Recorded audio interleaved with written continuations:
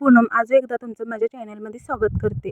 2 साहित्यामध्ये मी मस्त रक्षाबंधन निमित्तानं बर्फी बनवून दाखवणार आहे. चला, आपल्या आहे त्या साहित्यानं घरातच बनवून दाखवणार आहे. फुटाणे तर आपण कंपल्सरी घरात ठेवतोच.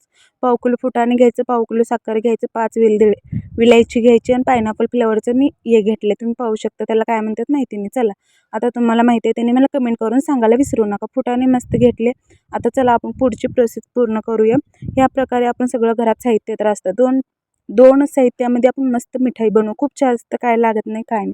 मस्त गॅसवर ठेवायचं, पातेलं छान गरम झाल्यानंतर त्याच्यामध्ये ओतायचं. आपण ह्याची काळजी घ्या. पाक आपण व्यवस्थित बनवल्यानंतरच बर्फी छान होणार ह्याची काळजी घ्या.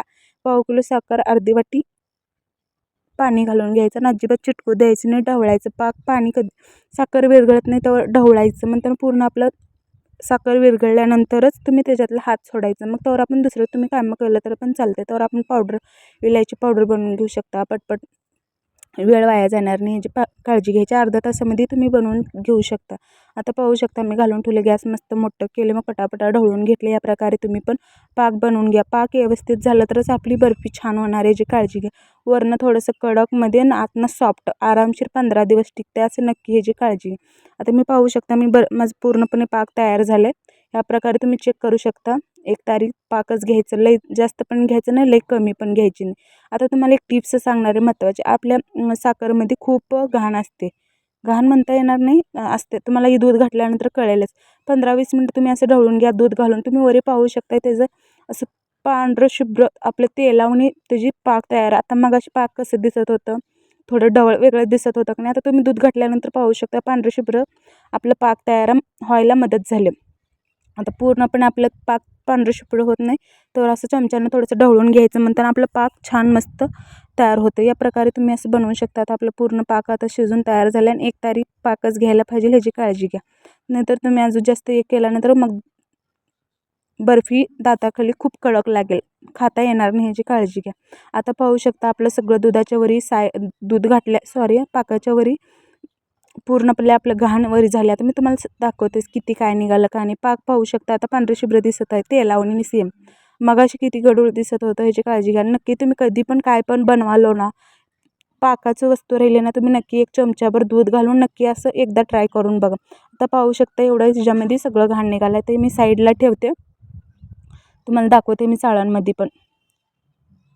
असं ह्या प्रकारे तुम्ही नक्की एकदा बनवा आणि मला कमेंट करून सांगा तुम्ही असं कधी ट्राय केला का नाही, मला ते पण सांगा.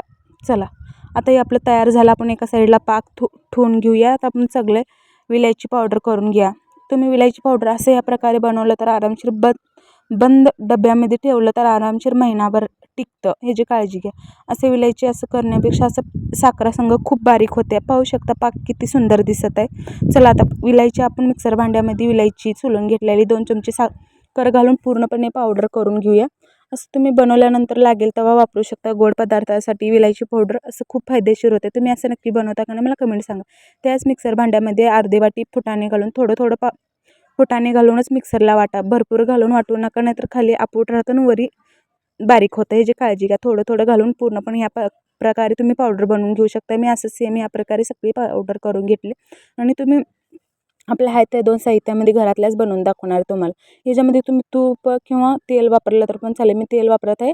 चला, आता कढई घेऊया मस्त. त्याच्यामध्ये आपलं पाक वितळून घेतलेलं चाळणीनं ते घालून घेऊया. 2 मिनिटं थोडंसं गरम करून घेऊया. त्याच्यामध्ये थोडंसं विलायची पावडर आपण साखरेचं बनवलेलं ते थोडंसं घालून घेऊया. ह्या प्रकारे तुम्ही नक्की बनवा. तुम्हाला सांगायला विसरू नका. हे फायदेशीर तुम्हाला माहिती होती का नव्हती ते पण सांगायला विसरू नका. मी असंच तुमच्यासाठी थोडे आपल्या आहेत त्या साहित्यामध्ये घरात काय बनवता येतं काय नाही ह्याची काळजी घेऊनच मी तुमच्यासंग शेअर करत असते.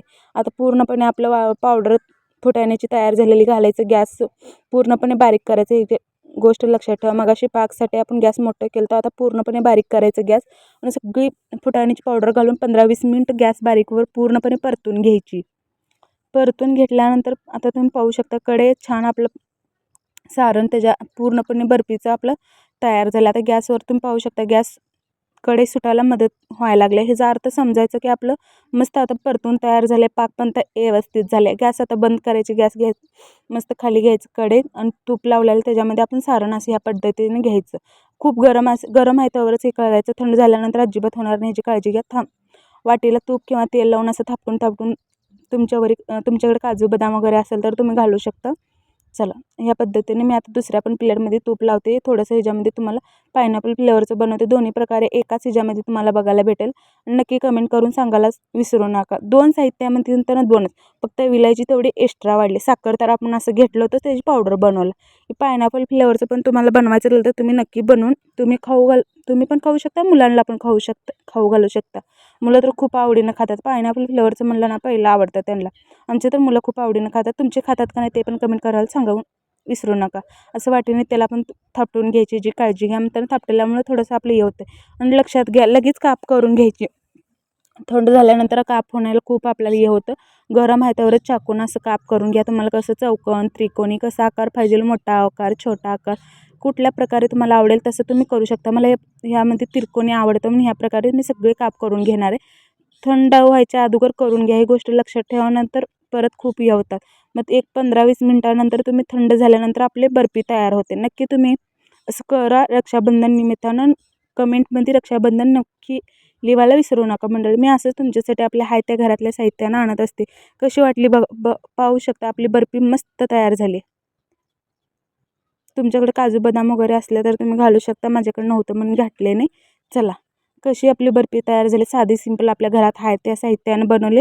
आणि कशी वाटली ते पण कमेंट करून सांगायला विसरू नका. माझं छोटंसं यूट्यूब चॅनल आहे. नक्की तुम्ही सगळ्यांनी सपोर्ट केल्यानंतर हे पण चॅनल तुम्ही एवढं मला सपोर्ट केलं, इथंपर्यंत आणलं. प्लीज ह्याच्यापुढे पण सगळ्यांनी सपोर्ट करा आणि भरभरून प्रेम केल्याबद्दल मनापासून सगळ्यांचं धन्यवाद करते. असेच न्यू रेसिपी पुढच्या वेळेस तुम्हाला कशाची व्हिडिओ पाहायचे, 2 साहित्यात होणार ते नक्की मला कमेंट करून सांगा. मी तुमच्या संग नक्की शेअर करणार. न चुकता शुक्रवारी माझं लॉंग व्हिडिओ 1 वाजता अपलोड